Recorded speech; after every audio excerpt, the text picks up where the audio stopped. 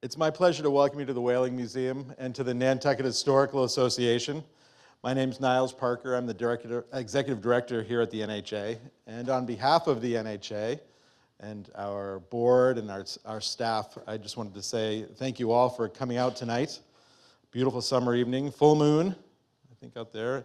And to express my gratitude and that of our staff and board to the staff and board of the Museum of the American Revolution for helping to make this happen and to have you here on the island. Welcome to all of you. This collaboration has been years in the making, actually. It started before COVID. And so it was great to see the tent up by the mill today and to see the related programming all start to take place today. If you haven't been up there yet, you can see Washington's tent, the first Oval Office, right next to the mill on Mill Hill, prominently located with a bunch of children's activity and family programming going on to boot. So please take time to visit tomorrow. A centerpiece of this programming, though, is tonight's talk and the reason why we're all here. And it's my pleasure to introduce Dr. R. Scott Stevenson, the President and CEO of the Museum of the American Revolution, who will be speaking tonight. His talk is entitled, Among His Troops, George Washington's War Tent and the Mystic Chords of Memory. A native of Pittsburgh, Pennsylvania, Scott's broad public history experience spans nearly 3 decades and has been marked by public and professional acclaim for his creative and innovative approaches to engaging audiences. He has developed and collaborated on exhibits, films, and interpretive programs for numerous historical sites and organizations, including Colonial Williamsburg, the Smithsonian, the Canadian War Museum, the National Park Service, George Washington's Mount Vernon, the Heinz History Center, and the Museum of the Cherokee Indian. From 2007 to 2018, Scott led the development of the Museum of the American Revolution's award-winning exhibitions, multimedia experiences, and educational programming, as well as overseeing the care and expansion of its rich collection of art and artifacts. He has served as president and CEO of the Museum of the American Revolution since 2018. Tonight you will hear from Scott about the history and significance of General George Washington's Mobile Field Headquarters, a linen sleeping and office tent that sheltered our first commander-in-chief during the Revolutionary War. And again, if you haven't seen it yet, please go tomorrow up by the old mill to see the replica and the educational programs taking place. The original tent, now housed and displayed in Philadelphia's Museum of the American Revolution, had a rich and dramatic life following the death of George and Martha Washington, and with a remarkable cast of characters from Lafayette to Robert E. Lee to an Episcopal priest with a crazy idea. And with that tantalizing line, I'm going to turn it over to Scott so you can hear the rest of the story. Thanks again to the museum and to your staff and board for making this happen. Welcome to Nantucket Island, and thanks to all of you for coming tonight. Scott. Fantastic. And you're up, Michael. Yeah. They put this wire over my ear, which I've never spoken with before. So, if I speak like this, can you hear me? No problem? Fantastic. So, love to start with a show of hands. How many of you have visited the Museum of the American Revolution already? All right. The rest of you will definitely be dying to go before the end of the evening. How many of you saw the tent today, by the way, up on by the mill? I know a few of you walked by, and I told you to come, so I hope you came. Excellent. So I am going to go on what may seem like a rambling journey this evening, but I promise I will bring all the threads back together at the end. So I want to start by introducing you to historic Philadelphia's Independence National Historical Park. If you think of it as a big L, this is really the university campus of America's founding. It is an incredible place to visit. You have, of course, Independence Hall right in the center. You have the Liberty Bell right across the street. You have Benjamin Franklin's home. He has a connection to Nantucket, as many of you know. Mother was a Nantucketer. Is that what you called? Or an islander? Is it Nantucketer works? All right. Christ Church on 2nd Street. National Constitution Center on the sort of north axis. The first bank of the United States. You'll see a better picture of that building in just a moment. And then sort of anchoring the eastern flank of Independence Historical Park, the newest cultural institution in Philadelphia, the Museum of the American Revolution. We have just celebrated our 5th anniversary. So we are really just a toddler. and a couple of those years have been a little bit more challenging. You all have been through this ongoing pandemic, but we still have managed to have 1 million visitors through the museum since opening in April of 2017. So there's great momentum. Here's our Robert A.M. Stern designed building. We like to call it Cannon Corner at 3rd and Chestnut Streets, just 2 blocks from Independence Hall. And if you climb up to that terrace that you can see with the windows up on the right, and you walk out onto that terrace, you get this beautiful view of the first bank of the United States. Other than forts, this is the first federally funded building of our new federal government under the Constitution, completed in 1797. It's undergoing an extensive renovation right now. This is owned by the National Park Service. They're doing an external shoring up of the building, new roof, and then it'll have an exhibition inside talking about the origins of America's financial system, and of course the role that our more famous Secretary of the Treasury, Alexander Hamilton, not nearly as important as his predecessor, Michael Hillegas. There's a descendant here in the front audience, so you'll excuse me. If you stand up on that terrace and you kind of look down 3rd Street and you're transported about 1.25 centuries back, this is the view that you would have seen. And can you see the facade of the First Bank kind of peeking out there? And the building just on our side, just close to you as the viewer, that tall building was, this was really the heart of the publishing industry in Philadelphia. So the Saturday Evening Post, a lot of the 19th century roots of America's mass publishing industry was founded right in this neighborhood, as was before New York took off after the Erie Canal. This was really the center of finance and banking in the early American Republic. Some of you with a Philadelphia connection may remember the old Evening Bulletin. Bill, I don't know if you remember the old Evening Bulletin that was published there. Well, in 1906, in early August, there was an article published in the Philadelphia Evening Bulletin. It was an interview with Mary Custis Lee, the daughter of Confederate General Robert E. Lee. And the headline was, "General R.E. Lee's daughter will sell 2 tents used by Washington to aid Confederate home, wants to raise $10,000. So I'm going to take you back now. We're going to come back to this moment. But this is really, in a sense, the moment of the founding of what became the Museum of the American Revolution in the early 20th century. But we're going to zoom all the way back to 1775. For those of you locals of the great Commonwealth of Massachusetts, you'll know that depending upon whether you live in Lexington or Concord, the shot fired that heard round the world was either on the green at Lexington, or if you're from Concord, of course, you believe it happened at the Old North Bridge, both on April 19th of 1775. 2 months later, the fighting at Bunker Hill that takes place on this hill overlooking Boston.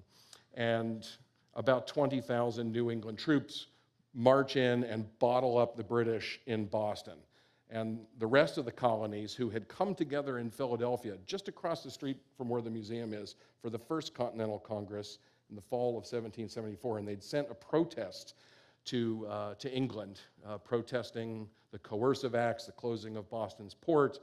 They come back together by previous appointment in May of 1775 in Philadelphia, and the Yankees have started a shooting war. So it was not clear what was going to happen. Would these middle and southern states, what future states, colonies, sort of decide that this was their common cause, or would they disown what these hot-headed Yankees had done by shooting at the British? But of course, we all know the decision that they made in the first 2 weeks of June, that this was the common cause of America.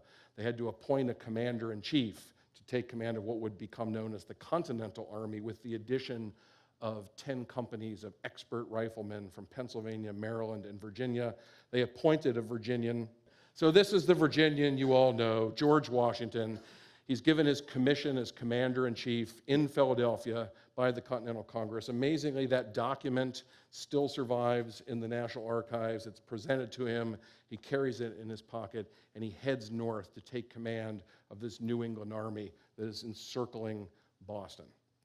Now, there were concerns, of course, because these were keen students of history, something we wish all of our countrymen today were as keen students of history, right?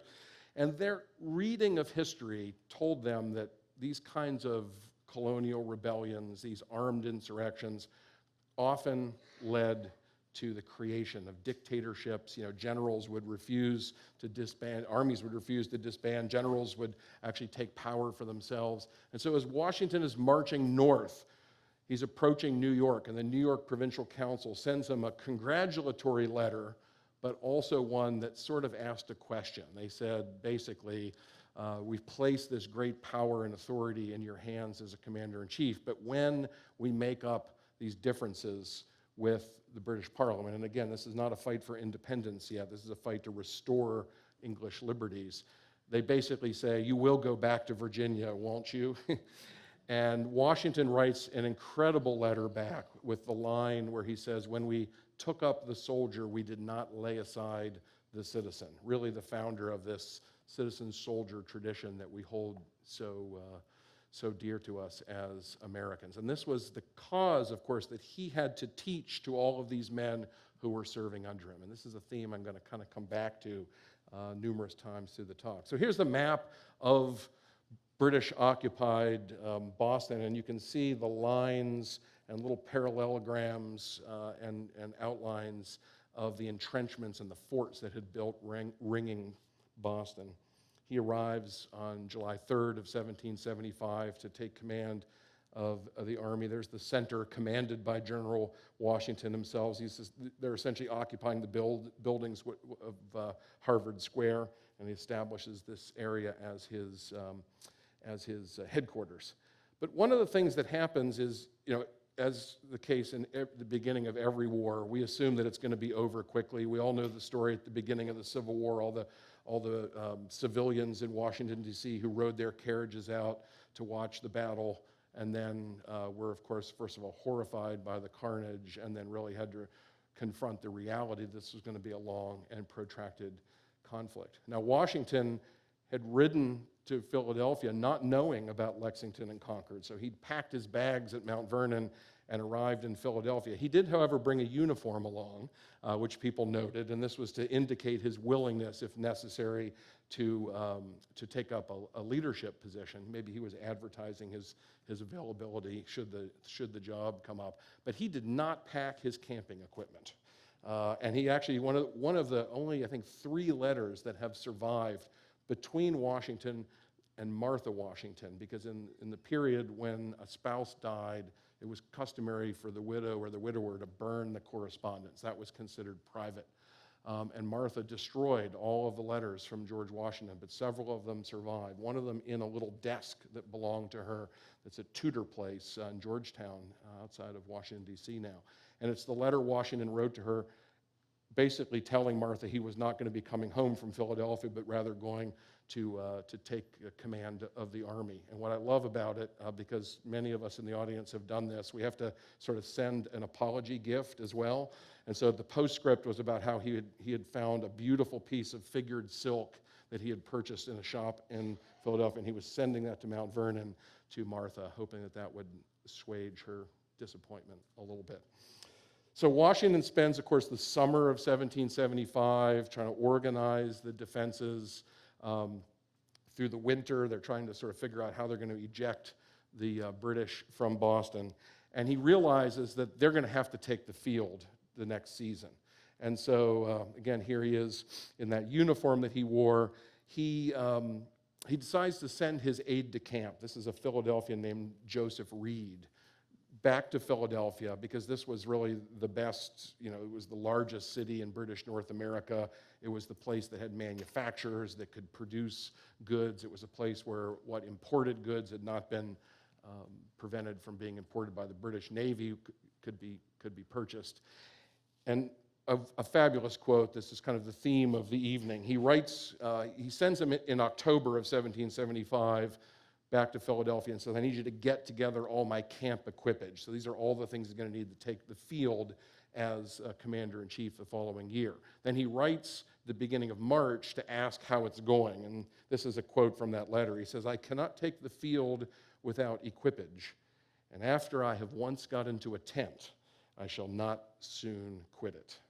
Now, he did not know that this was going to be an 8-year conflict. And with the exception of just 2 visits in 1781 after Yorktown to Mount Vernon, he remained out in the tented field for that entire period of time. So what we know, because of the surviving records, is that Washington had a set of tents made just 2 blocks from where the museum is located, right on Chestnut Street. There was a man by the name of Plunkett Fleeson who had a shop there at 4th and Chestnut. The original receipt has survived. We know he purchased 2 main tents. One of these was a sleeping and office tent. That's the original tent that's on display in the museum and the replica that you've seen up by the old mill. There was also a slightly larger tent. It looked more like the top image here. It was a long oval-shaped tent. It was a big open room on the inside for dinners, for meetings, larger meeting tent. And those tents went into the field. They met Washington in New York during the 1776 campaign. And this, along with a baggage tent and the tents of his commander-in-chief's guard, the soldiers who were essentially the predecessors of the Secret Service that were his security detail, that was Washington's mobile field headquarters during the Revolutionary War. And that sleeping and office tent acted as his only private space. Now think about the images you've seen of other commander-in-chiefs. The image that always pops to my mind, and you'll all know the photograph of John F. Kennedy during the Cuban Missile Crisis, where he's standing in profile at the Resolute desk with his head hung low. Another picture of George W. Bush after 9/11, again, sitting at that Resolute desk, thinking about what that Oval Office means to a commander-in-chief. And I think it's not too much of a stretch to think about this sleeping and office tent as the first Oval Office. That was the place where Washington's highest and certainly lowest moments of the war took place. Now, it mattered not just to him as the commander to have a place like that. More importantly, it mattered to the men that he was leading. And so this is an image done by the great illustrator Howard Pyle, so obviously commemorative, but showing Washington in his tent. And what you start to see very early on is Washington consciously trying to create a model for what the general in a republic would be like, because this is not a monarchy anymore. He does not owe his commission to a sovereign, but rather the people through Congress have given him this authority. And so what does it mean to be a Republican general? And people begin to note the significance of him remaining in the tented field, even during the winter, during inclement weather, times when you wouldn't see a general anywhere near the army for months and months and months. So here's a quote from a fellow Virginian, George Whedon. He's writing from Middlebrook in New Jersey. This is in the spring of 1777. His Excellency, our good old general, has also spread his tent and lives amongst us. You're going to hear this often here. Those tents that Washington received in 1776, he uses all the way through the year. They remain in the field late into the fall. The following year, 1777, the British come south to take Philadelphia, so the Philadelphia campaign. And that campaign stretches far into the fall. It was the practice to go into winter quarters in the fall, partly because the grass that your animals eat, which are your transportation, of course, die. So it's hard to stay in the field and continue fighting into the, beyond the late fall. But in 1777, Washington's army doesn't march into Valley Forge until December 19th. And this, of course, image that you all know very well, I think it's impossible to find a book about the Revolutionary War that doesn't have an image. This is the painting that's in our collection. It was painted in 1883 by a Philadelphian, William B.T. Trago. It's called The March to Valley Forge. And I love this extract. These are Washington's orders to his army 2 days before they march into Valley Forge. And he says that he himself will share in the hardships and partake of every inconvenience. So he's promising his army, I'm not going and staying in a cushy hotel. I'm going to stay under canvas. Washington stays in that tent until January of 1777, waiting until his men have built those log huts at Valley Forge and that they're under cover before he goes in and takes a house himself. And so this is something that, again, starts to now catch the attention of people overseas, because no one is more fascinated by what's going on in America and what's going to go on than the French. And this is really important. Remember, we write that Declaration of Independence, not so much for the second paragraph and the idea of equality. That's the charter about the principles that we'll be founded on. But it's primarily a diplomatic document. By declaring independence, we're hoping to bring foreign allies, and most importantly, the French in. Well, they are paying attention, and I love this image here. This is the first engraved image done in France. This is in 1780. It's inspired by a portrait by Charles Willson Peale, but the French artist has expanded. And look at how much symbolism is dripping in there, just from what I've talked about already. He's in his tent in the field. There's an encampment off in the distance.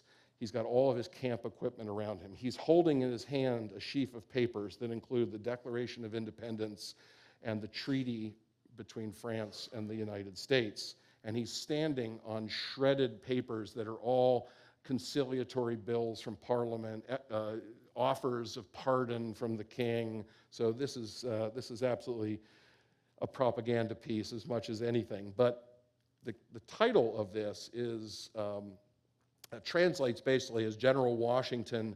He does not present a threat to the Republic. Because again, everyone in France is fascinated. What is this guy going to do if they actually win independence? Is he going to become the new King George of America or something else? John Trumbull, who from Connecticut, who had briefly served as an aide-de-camp to Washington, painted this portrait on the right about the same time, 1780. He's actually traveled to England during the war and is studying with Benjamin West. But one of the important things to note, if you see in the background of these two images, and they're certainly in dialogue with one another, is the inclusion of a figure who represents William Lee, who was Washington's enslaved valet. Washington had purchased William and his younger brother Frank in 1768, and they served in the household at Mount Vernon. William Lee served as Washington's valet through the entire Revolutionary War, actually lived in that tent with Washington, and so the other inhabitant of Washington's tent, and was so worn out by his service. He had several bad falls from horses during his military service that he was basically crippled by the end of the Revolutionary War. Now, I want to talk a little bit about symbols of a republic in general. So, on the left, you see rolled up the actual original ribbon. You see that over Washington's shoulder under his coat? When Washington goes to New England in 1775, one of the first frustrations he has is that nobody knows who he is and that they're supposed to pay some kind of deference to him. In other words, that he's in charge. The New Englanders, very democratic. Many of these New England officers owe their positions to being voted in by their men. And so that's one of the things that an aristocratic Southerner immediately sees, is you'll see, the colonel of a New England regiment shaving his own men or, playing cards with them, et cetera.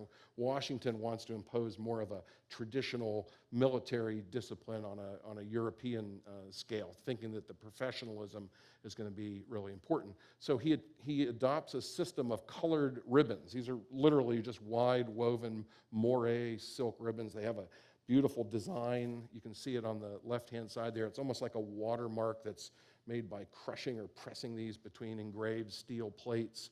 And it's a form that's very recognizable in European armies at the time. And Washington adopts this blue ribbon. So this original ribbon has survived because he later gives it to Charles Willson Peale, the painter who he sat for this portrait. And Peale probably had more life sittings for Washington than any other painter in the period. Here he is in another full-length painting from 1779, Washington at the Battle of Princeton. And another George here on the left, King George, also painted the same year in 1779 with a full array of military might behind him. So this is sort of like two Georges really trying to be peacocks here and show themselves off, right? But you can immediately see how somebody who's really looking close at what this George from Virginia is thinking about the future, isn't he kind of dressing like a king with that ribbon? And so French officers actually note that by about 1779, Washington had laid that ribbon aside. And there are actually some portraits that have survived that Peale did, because he becomes basically has a shop producing these paintings because everyone wants a portrait of George Washington. You can actually see that it originally had the ribbon on it, and they've painted over it. One of them descended in the Count de Rochambeau's family, and you can actually see over the centuries as the paint has sort of started to bleed a little bit, the shadow of that ribbon. So he's very consciously going to an even plainer dress. This is a wonderful portrait. It's sadly imprisoned at Harvard University. When it was donated, it had the provision that it could never be loaned outside of the, I think it's at the Fogg Museum, and so we'll never be able to get it to Philadelphia, unless any of you know anybody at Harvard. But there is like all the things I've been talking about. There is Washington, the Republican general. He's in the tented field in front of a marquee tent. For those of you who came up to see the replica tent today, and where some of you were asking about the furnishings, you can see the little folding table there behind him, and that's what we based the design of that replica table up there. And again, that very plain uniform. He is not covered in lace. He does not have that ribbon on there. This is the Republican general, George Washington, in the tented field with his army. Now, Washington's perhaps greatest moment as a commander. There were two moments that people felt were Washington as a great general. One was crossing the Delaware in 1776 and attacking the Hessian garrison at Trenton. The other one, of course, was the victory at Yorktown, which was really a partnership with the Comte de Rochambeau. And here he is, surprisingly wearing his aristocratic, in this case, red ribbon, painted a little bit later in the 19th century. But the Comte de Rochambeau led the French forces that had come as a result of that alliance and were partnered with Washington in the siege of Yorktown. And there you are, one of my favorite little details in this Philadelphia map of the Yorktown campaign by an eyewitness American officer. You see Washington's quarters and Rochambeau's quarters, but the icons of those tents. And it's during this long siege at Yorktown that lots of people are commenting again about Washington placing himself in harm's way, living among his troops in his tent. In fact, 50 years later, we've got a great quote. This is from a Virginian. Get to it in a second here. Again, a painting of Washington and Rochambeau at Yorktown that's in the museum. So this is 1832, 15 years later, and a Virginian, Francis Cole, as he's applying to get a pension as a Revolutionary War soldier, recalls that he had the gratification of seeing General Washington every day in his marquee, meaning his tent, that was very near his tent, the declarant's tent. Another Carey Trailer, this is in 1850, is still recalling that he conversed with General Washington in his tent. So imagine the significance for these soldiers in making such an impression that they saw Washington living with them. Now that's the background for like the second part of this talk, which was about explaining this New York Times story. So all of the images that I've showed you so far none of those are eyewitness images of George Washington's tent in the field. Probably the closest one would be that Charles Willson Peale painting, because Peale certainly saw Washington out in the field. But we never had an image when we opened the museum on April 19th of 2017 that was like somebody sat down and sketched and there's George Washington's tent. And then, as often happens, something pops out of the unexpected ether. So 2 weeks after we opened the museum, we get an email from an online auction house out in Texas alerting us that there were some Revolutionary War objects that we might be interested in coming up to auction. Now, I was so exhausted from opening the museum that I have to confess, I did not click on that link. But fortunately, our chief historian, Philip Meade, is obsessive about looking at all those auctions. And so he sends me at about 11 o'clock at night, he sends me a link and said, "Did you see this?" exclamation point. So what he had found when he looked in there, and this is the description of this lot, and it's a little, as you'll see in a minute, it's fortunately for us, it was not cataloged accurately, so it threw most people off the scent. But it described a panoramic watercolor. Says it's a group of 6 watercolors on laid paper about 7 feet long that purported to show the Battle of Stony Point. Although, curiously, there was a label that described a Verplanck's point, and I'm going to show you where those are in a minute, and said that it was the site of a battle there, and then described a little bit about the provenance of these pieces. So if you clicked on that link, this is what would show up on your computer screen. And frankly, all of you are thinking, that does not look very interesting, right? You had to really dig into the scene. And I started looking closely. You could click and you could bring up the details. And when I clicked on the left-hand side of the watercolor, this popped up. And my heart just about stopped, because what you're seeing is a little hilltop, right?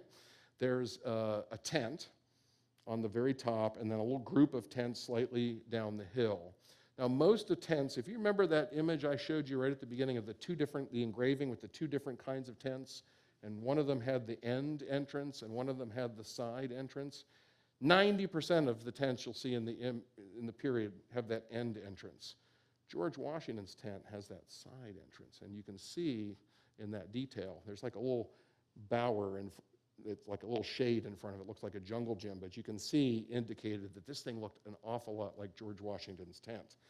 And then I remembered a quote, because I've been researching this tent forever, by a French officer who was present at this spot at the end of the Revolutionary War. This is in a journal that he writes about noticing a little hill which looked over the camp and an assemblage of tents, which I recognized easily as the quarters of General Washington.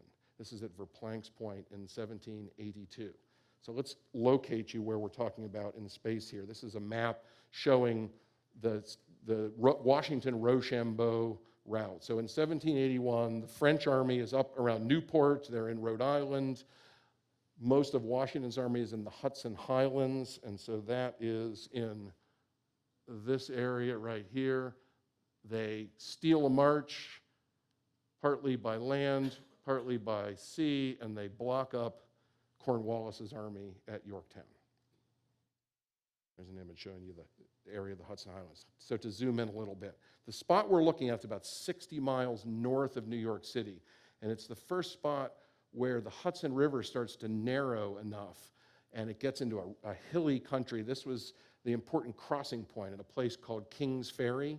So if you can imagine, if you're in New England, New York, the middle colonies, the only way you have to communicate, to send troops back and forth, because New York is occupied by the British, is using these ferries that are through this area. If any of you know Bear Mountain, Bob Dylan sang a song about a Bear Mountain picnic years ago. That's all right in this area here. So this area was probably one of the most militarized zones in America during the Revolutionary War in terms of skirmishes, the dedication of troops. So on the West Bank, where the arrows indicating Forts Montgomery and Clinton were built in 1776, Peekskill, New York was a place where there were Continental Army stores. These were attacked by the British in 1777 as they're trying to link up with the Burgoyne expedition. West Point itself is founded in 1778 and becomes a very important depot and military post for the Continental Army.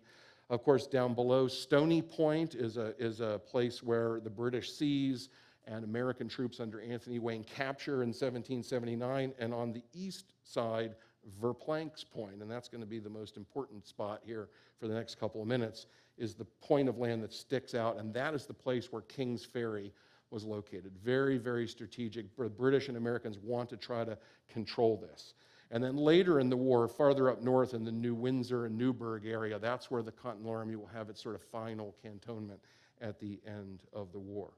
So now we're trying to figure out, we have this watercolor. We had about 2 weeks to figure out, is this thing real? What is it? Is that really George Washington's tent? Who can we find to help us try to acquire this piece? So we're doing so I'm summarizing about 2 weeks of research, but it was a lot of hours and a lot of hands. So the first thing we found, and this was up in Harvard in the Houghton Library, but it had come from Washington's papers. His biographer, Jared Sparks, had been given access to Washington's papers by the family in the early 19th century, but he sort of borrowed them all and he didn't give most of them back. And so they ended up sort of scattered in all kinds of places. But this is an extraordinary map. It's dated September of 1782, and it is of Verplanck's Point. And we're going to zoom in here, and I'm going to show you some arrows here.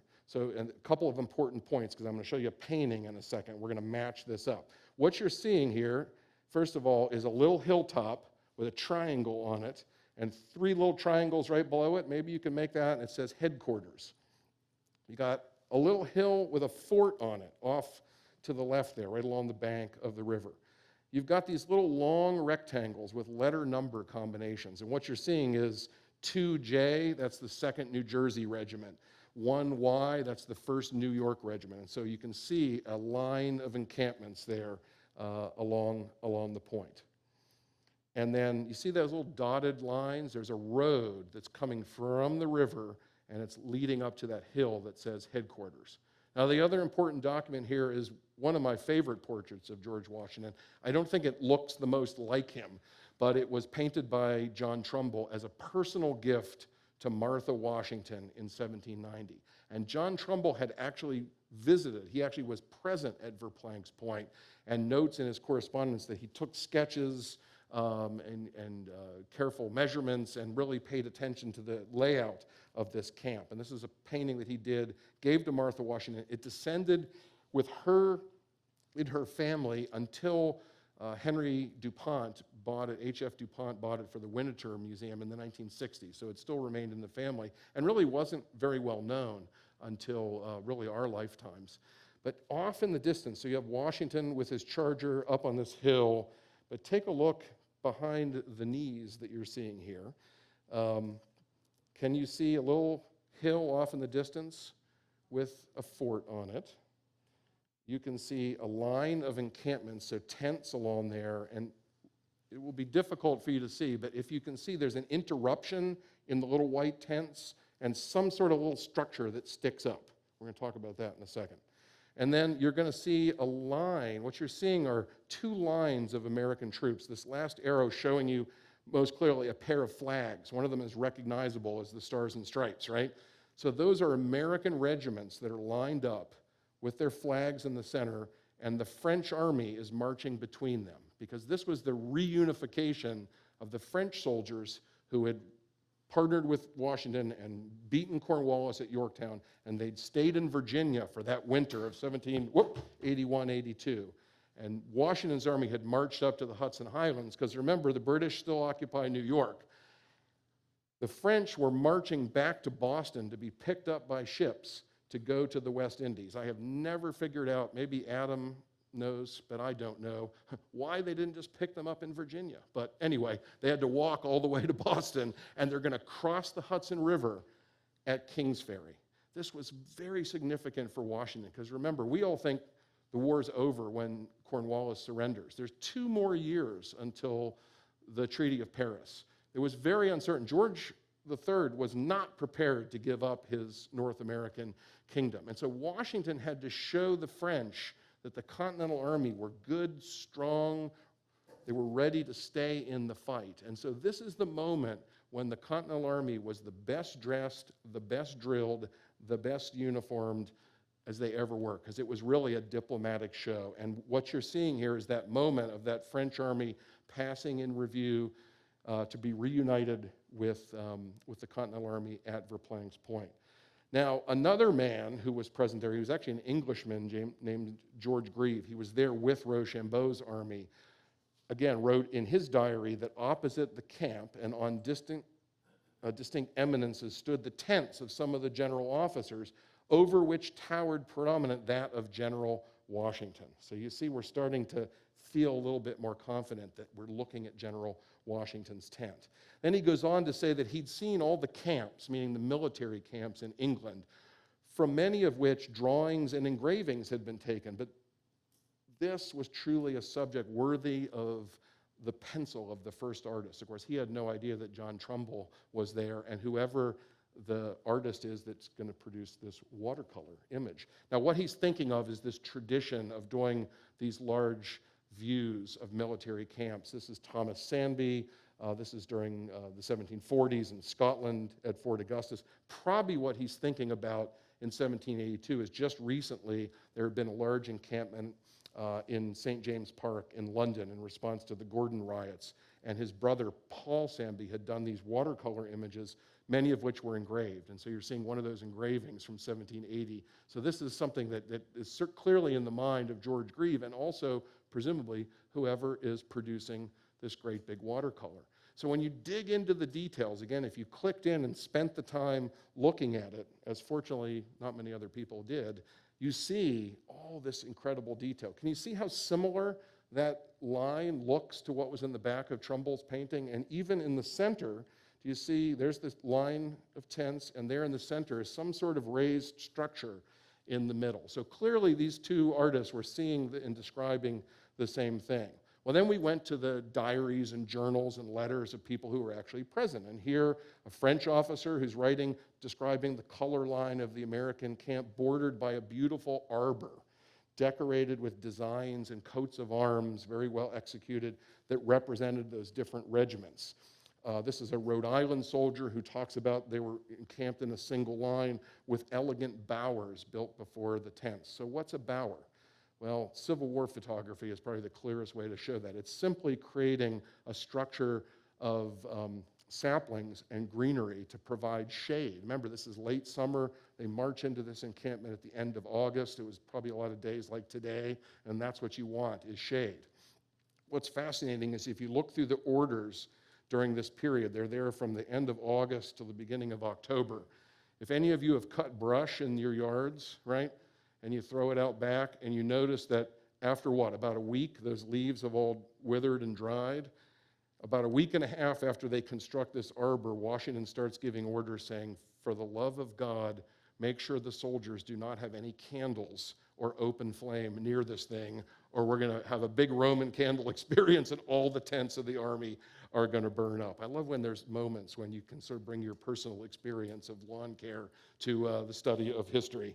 But that's how we were then able to figure out what you're seeing in the background. It's not just lines of white tents, but there was this strange, green haze floating over them. Well, they're building these bowers. And then there's this description of these designs. Well, most of them were just these nondescript little high places. They looked like little boxes or something, except in one case, we were able to make out a distinct shape. Would anybody venture to guess what they're seeing there, that shape? An anchor. We're in the Whaling Museum, for goodness sakes. Yes, the anchor. And the anchor is the symbol of a state, which is Rhode Island. That officer, that French officer whose quote that I read, by the way, this is a drawing he did, a little watercolor in his diary of one of those Rhode Island regiment soldiers. Now, this was a regiment that had large numbers of African American, American Indian, and mixed race men, and several companies in 1781. And so that's an eyewitness image. And they had that anchor emblazoned on their cap. It's on their buttons as well. And there it is on that arbor as they're representing themselves in the encampment. Now, this is not as weird as it sounds. You can, again, this is a practice that continues. Here's the 50th New York Engineers in Petersburg, Virginia during the Civil War doing similar sort of greenery exercises. It's amazing what you can do when you have time in camp and you can do arts and crafts. Now, this image helped us to understand some other descriptions that didn't make a lot of sense when I'd read them without seeing this image. So, for instance, I want to just remind you, this is the little cluster of tents that are below what we're presuming is Washington's tent at the height. And it's interesting, you'll see 3 marquee tents. You can see the kind of vertical lines. Those are the seam lines from the roofs. And then the 2 on the left have little shades, little bowers in front of them. And then this wonderful, triple arched veranda that's sticking out from the largest tent in the background there, which I presume to be Washington's dining tent. If you remember, I mentioned he had his sleeping and office tent. He has this big meeting tent. And it helped to explain this quote, this French officer nobleman who was along with the army, who talks about a day when this review, when the French and British army were exercising for one another. He talks about an entertainment, meaning a dinner of more than 90 covers that were served with true military magnificence in the praetorium of the consul. For I rather express myself thus than by saying in the tent of the general. I guess he didn't feel that was as snobby. So this is actually one-to-one recreation of Washington's dining tent. We didn't bring that along on this trip, but we also have a stitch-for-stitch copy of Washington's dining tent. And as you can see with those figures in there for scale, you can't imagine how 90 people could possibly be seated under the canvas.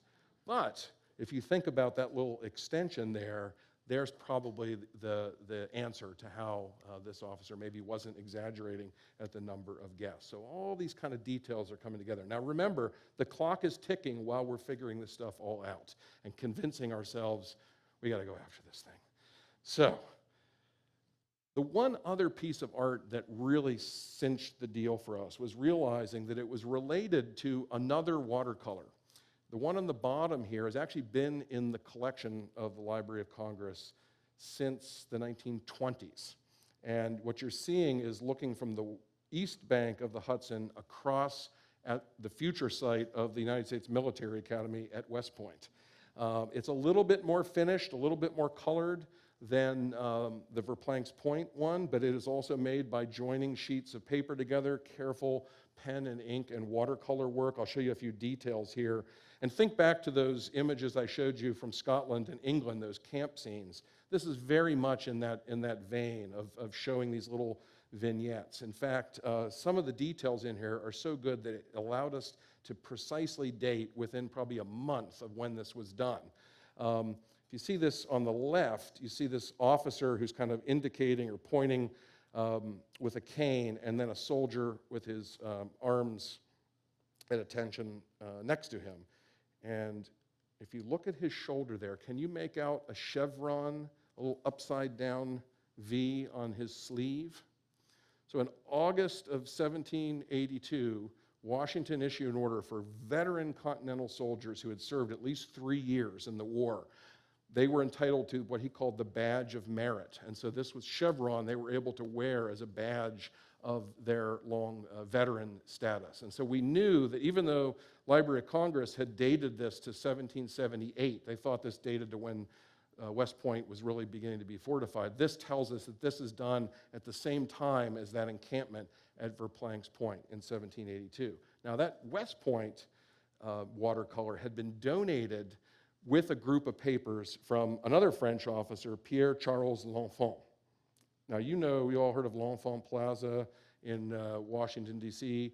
L'Enfant came over as a young man, served as an engineer in the Continental Army. He was part of the group that founded the Society of the Cincinnati. He actually designed the badge of the society and the certificate. He, of course, most famous for designing the street layout for Washington, D.C.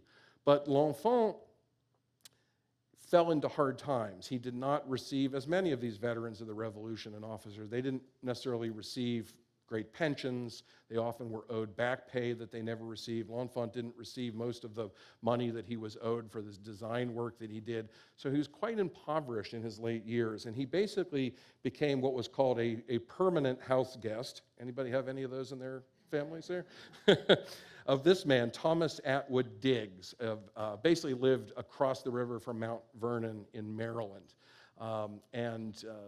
So in the 1820s, he's living with the Diggs family. When Thomas Diggs passes away, 1821, he goes to a nephew, William Dudley Diggs, and this is an engraving of Green Hill. This is where L'Enfant ultimately dies and is buried on William Dudley Diggs' estate. And a lot of his papers then stayed with the family. So the grandson of William Dudley Diggs is a man named James Dudley Morgan, dies in 1919. He became, as a child, you know, he's raised by his grandfather. Has these stories about L'Enfant, this eccentric Frenchman who had served with George Washington, becomes very interested and animated by this story, kind of pulls a lot of these L'Enfant papers together. He ultimately donates that watercolor in these papers. He also arranges for L'Enfant's body to be disinterred and moved to Arlington Cemetery. And so there you see him buried in 1909, ironically. I'm getting ahead of myself, but the same year the tent comes into the possession of our organization. And the house you see in the background, we're going to talk more about in a minute, but that is the Custis Lee home of Arlington that you all know so well. And we are just yards from the Tomb of the Unknown Soldier there, for those of you who know Arlington. But this was all important. This seems like a distraction. But at the very bottom of that auction record was this notice here, that the panoramic watercolors were found among the papers of Thomas Diggs of Maryland. And that showed us that, in fact, this came from the same batch of family papers that this other batch of L'Enfant material. So we convinced ourselves in these 2 weeks, 14 days, we worked through the weekends, that this was George Washington's tent, that it was Verplanck's point, that it was by Pierre Charles L'Enfant, that it was related to this West Point watercolor, and therefore we have got to get this. So the next challenge is you have to pick up the phone and call people and try to figure out, what is this thing going to bring? Because surely other people are going to figure this out, how important this object is. So Bill and Laura, I don't know if we called you, but we might have called you. We were calling friends of the museum saying, will you help us if we're successful in this auction? And I actually have an actual photograph of myself at the moment that the watercolor was sent. And I want to thank my wife, Donna, in the back, who took this picture. I was floating in a hot spring in Iceland at the precise moment. We had to hike 3 miles out till we got back to cell service, and then I got the text from our chief historian, Phil Mead, who said, "We got it." And then I was like, oh, how much? And there were only 2 bids, and I think the hammer was like $12,500 for this incredible piece that was surely missing zeros. I've since talked to a couple of significant archives, Ellen Clark at the Society of Cincinnati, and no one basically got past that first image of just seeing this kind of muddy-looking watercolor and really dug into the story. So here it is actually when it arrived. That's Phil Mead and I taking a look at it. There was a New York Times photographer there, and literally while we're standing there, the conservator mentioned to us, she said, "Oh, did I mention that there's some writing on the back of the watercolor?" No. And so there, now it's a little hard to make out, but what you're seeing is Verplanck Point Camp. And what's remarkable is it is unmistakably in the hand of Pierre L'Enfant. So we were able to nail it down, get the whole story together.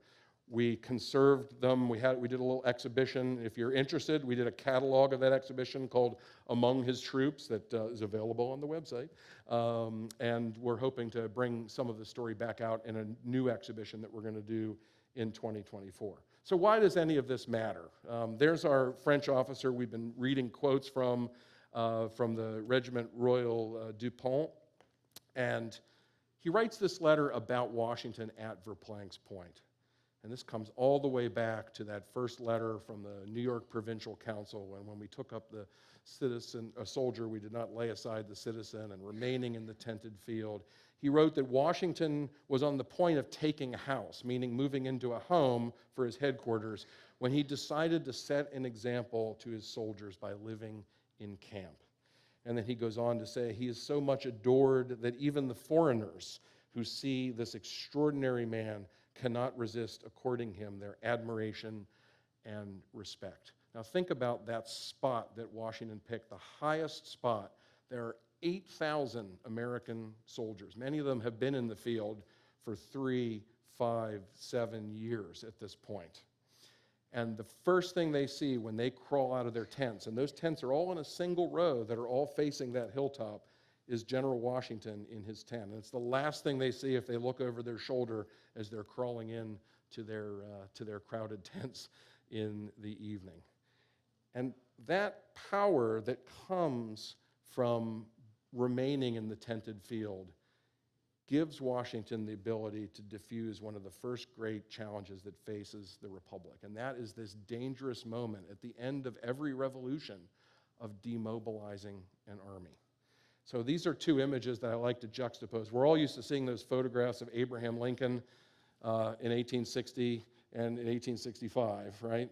And that is half the time that George Washington remained in the tented field. And even though these are artist portraits, I think you can really see the transformation the physical toll that it took, perhaps not in his weight, but certainly in his face, of remaining in the field. I mean, look in those eyes. This is a portrait that Washington sat for the American artist Joseph Wright in November of 1783, so at the very last encampment of the Continental Army in New Jersey. This is in Rocky Hill, New Jersey. Now, just a few months earlier, in March of 1783, a group of Continental Army officers in Newburgh, New York, came together. They were dissatisfied with how Congress was treating them. They felt they had not been provided for. They had ventured their lives. They had ventured their fortunes. They had suffered wounds. They had no prospect of any kind of pensions, any kind of half pay after the war, and they were contemplating things like, well, maybe we'll just march to the west and let the British in New York march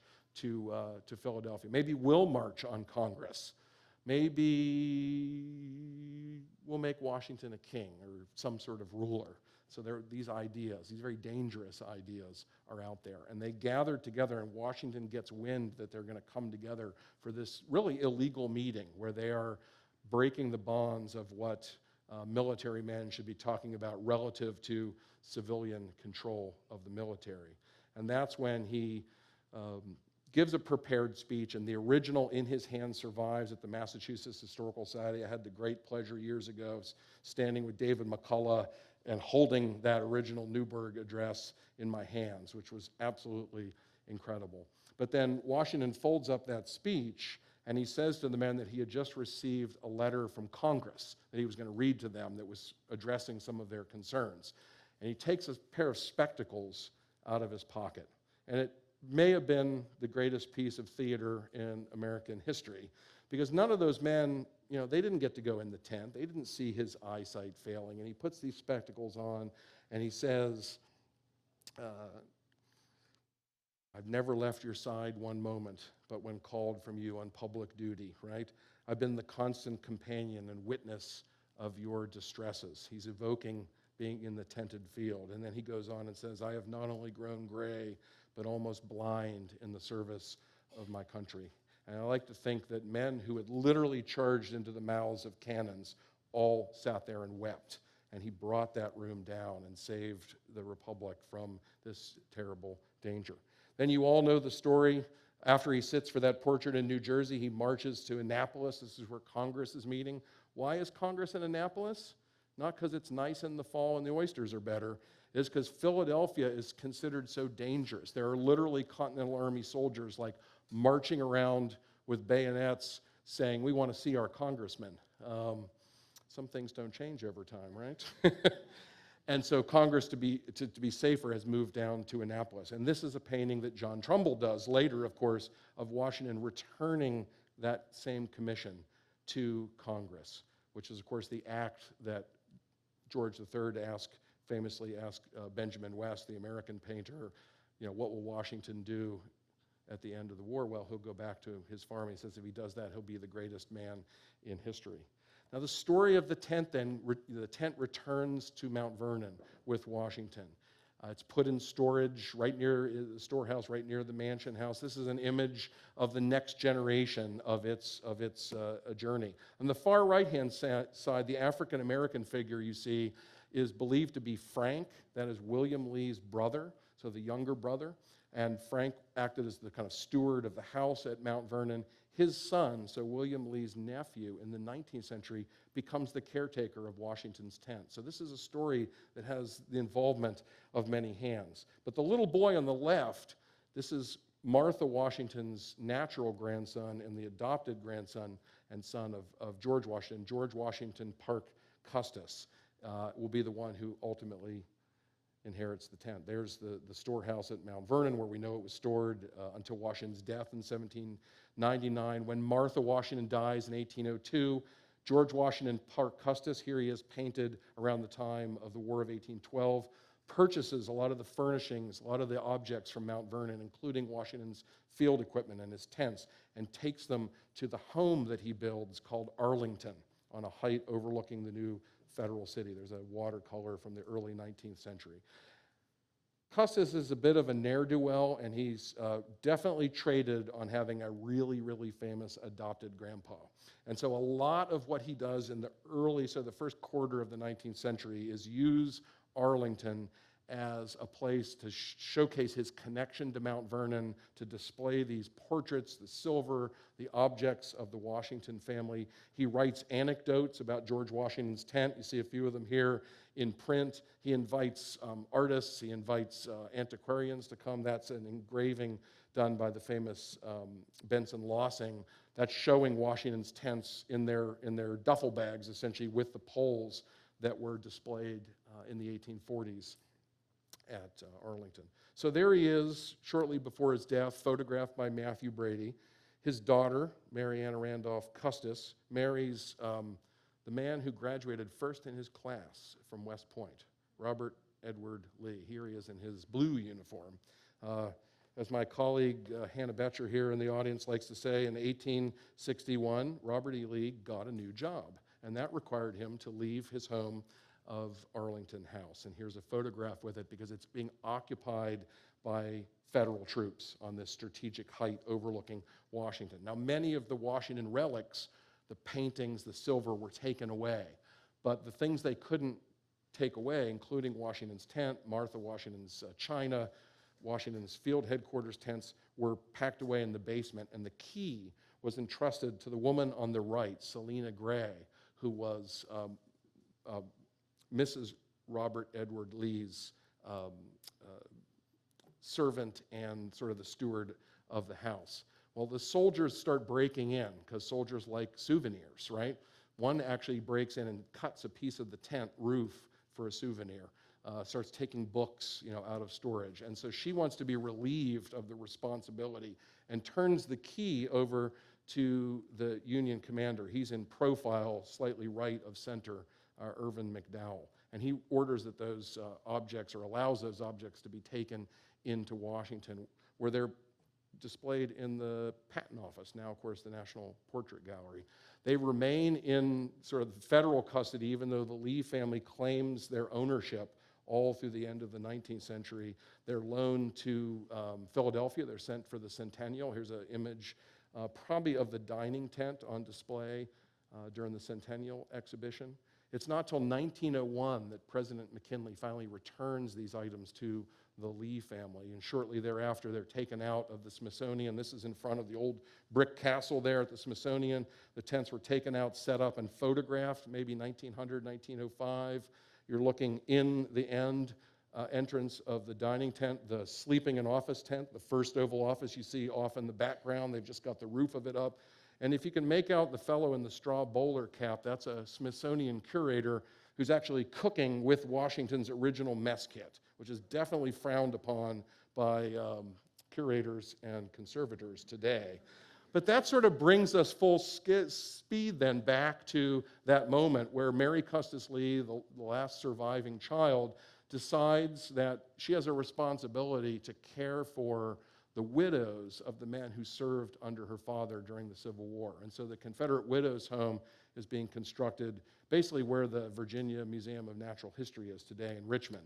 And she decides that she's going to put up for sale Washington's 2 tents that have survived to raise $10,000 to endow this widow's home. Here's a photograph of her, and part of that article, that interview with her, it was said that she wanted Independence Hall in Philadelphia to be the proper place for them to be displayed. She hoped that the patriotic citizens of the city would purchase them by popular description.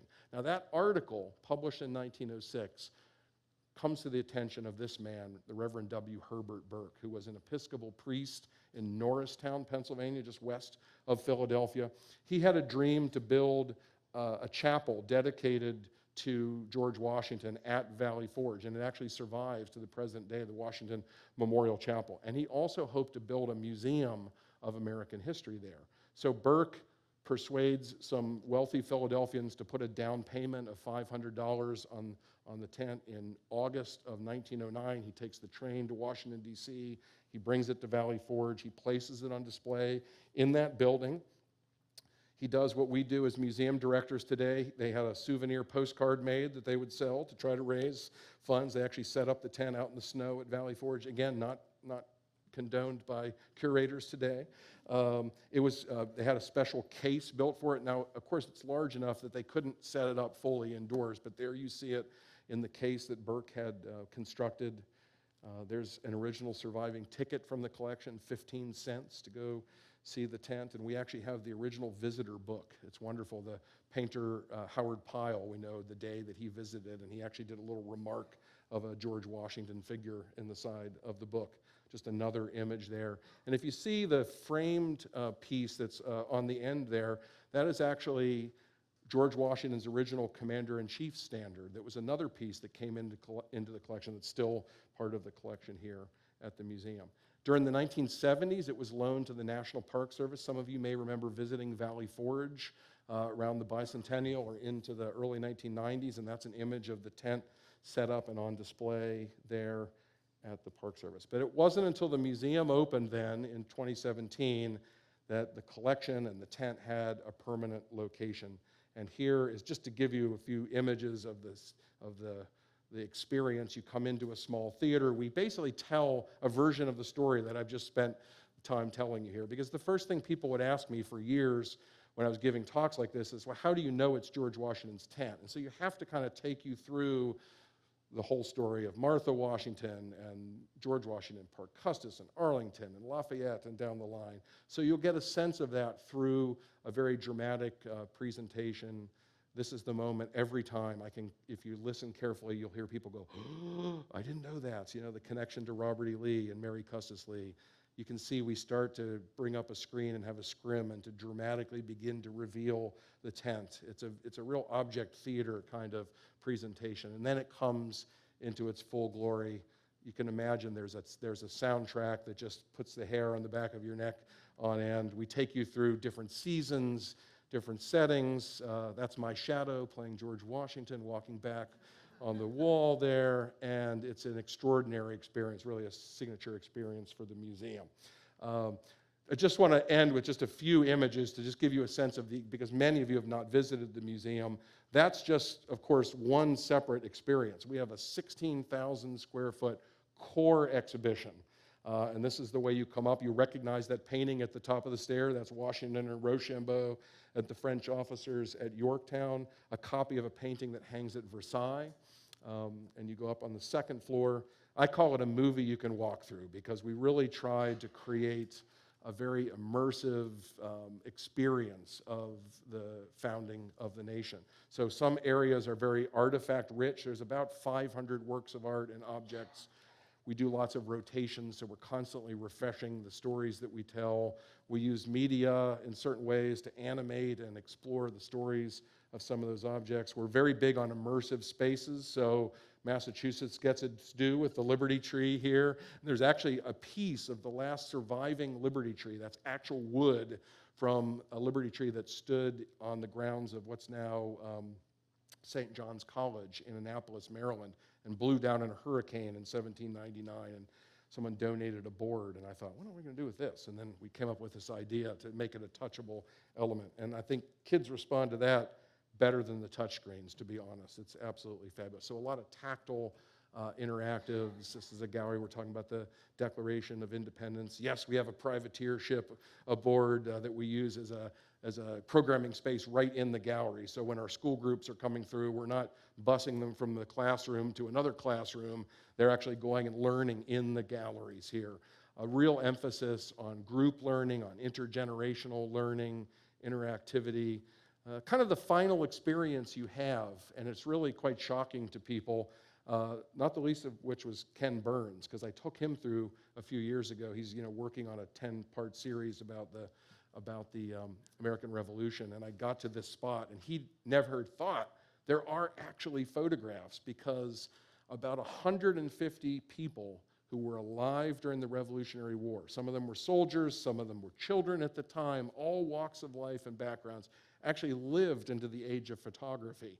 And so that wall you see is about half of those photographs backlit very dramatically with little capsule biographies of these real people. And you know the magic of being able to look in the eyes of a person who's been photographed is worth 1,000, I'm sorry, John Trumbull, 1,000 John Trumbull paintings. And so our school groups, when they go through, we have a program called Through Their Eyes, where each kid is given a character card at the beginning. And these are young people, and they're learning, my person was enslaved, my person was a soldier, my person was a Quaker, all backgrounds, and they're sharing those stories with each other as they're going through and starting to form this kind of empathetic connection to a person. What would my character have thought about the Declaration of Independence or the Washington crossing the Delaware? And the surprise at the end is they get to that wall, and every one of those characters is a real person. And I love standing down there and seeing these fifth graders who are trying to find their person and suddenly have seen the world through the eyes of a person different than themselves. And the very last thing is we wanted some way to kind of have a strong message at the very end. And so we just put different size mirrors on the wall with the words, "Meet the future of the American Revolution." And this is really the message of the museum, is that this is not just a story set long in the past. It may as well be orcs and wizards, who can really knows what happened a couple hundred years ago. It's really about getting them to see people in the past struggling with imperfect information and not knowing what the consequences of their actions will be, trying to deal with problems, whether it's individuals, whether it's communities, and how did this system of government that we have arise out of this most unlikely of places? And then understanding that the system only continues if people take up the challenge. And so we position those mirrors, and you can kind of get an indication of that if you look above those children's heads. When they're looking at themselves in those mirrors, all those people are looking over their shoulders.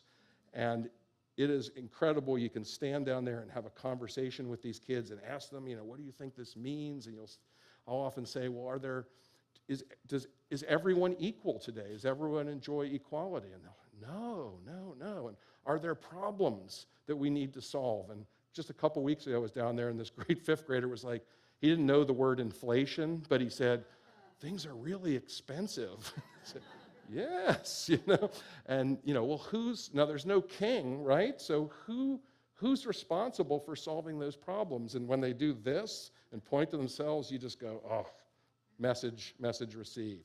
So just a last couple of images here. One of the other programs we're really proud about is the Citizenship Initiative. So we use the museum. We have some donors who've contributed to allow us to offer a free course for legal permanent residents who are studying to become naturalized citizens. So many of those 100 questions are rooted in the founding era. And so we use the museum as the sort of textbook you can walk through to teach them for the course. We've had a couple hundred graduates of that program now. We have, at last count, more than 20 new citizens who have now seen themselves as part of that story. And I always ask them when we just had a naturalization ceremony on July 1st. And I always ask these new citizens to go down and take their pictures in front of those mirrors, because you are part of the story now. And so it's something that really brings us a great deal of joy. We're also really about, and you can probably get an indication of this from the tent project up there, we love arts and crafts. We like the tactile experience of engaging young people, not just through computers. For me, a screen is the last thing I want to do. It's really, how can I move them through touching something, through a simulation? And so actually, Ruth, raise your hand. Which flags did you sew? The French and British flag. So, yep. We recruited 9 women who are into historic, needlework and textiles last year to do this True Colors project. So it was doing all the flags that would be carried aboard an American privateer ship. They didn't just fly the Betsy Ross flag.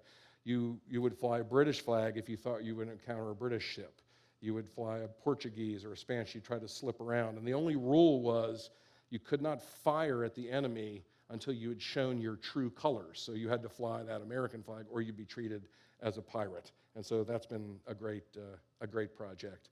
We've got gallery interpretation, so lots of living history interpretation in the galleries. We also do special exhibitions. So right now, Liberty, Don Troiani's paintings of the Revolutionary War. Don Troiani is probably the most renowned contemporary military history artist, particularly specializing in early American history, and the Revolution is his sweet spot. This is the first time we've ever had a full retrospective of his work, and that's at the museum until Labor Day, and that is paired with about 50 original objects from his collection and other private collections, so a lot of things that you wouldn't normally see on public display. Looking ahead to 2026, this of course is the 250th of the Declaration of Independence, and we're doing an exhibition called The Declaration's Journey, starting in 1776, but looking at what has been the impact of the Declaration on people through a quarter millennium, 250 years of American history. How has it inspired people like Frederick Douglass and the suffragists and Abraham Lincoln, all the way to Dr. Martin Luther King, and people around the world to kind of shape the world that we live in. And finally, probably the thing I'm most proud of is when the museum opened in 2017, we were number 438 of things to do in Philadelphia. And this week we are number 6 of things to do in Philadelphia. That is a screen capture from TripAdvisor. So we are shooting our way up to the top. We're not sure how we're going to knock Eastern State Penitentiary off the list there. But the Philadelphia Museum, the Barnes, Independence Hall, very solid choices, along with the Museum of the American Revolution. Check out our website. This is the cover of our last annual report. Tons of information. We have tons of digital programs, all of our evening programs like we're doing here tonight. We do hybrid, so you can zoom in from wherever you are. So if you're interested in becoming a member and kind of staying connected with us, but at the very least, please do come visit Philadelphia, visit the museum. I'd be shocked if you did not fall in love with us. Thank you all very much for your attention. Appreciate it.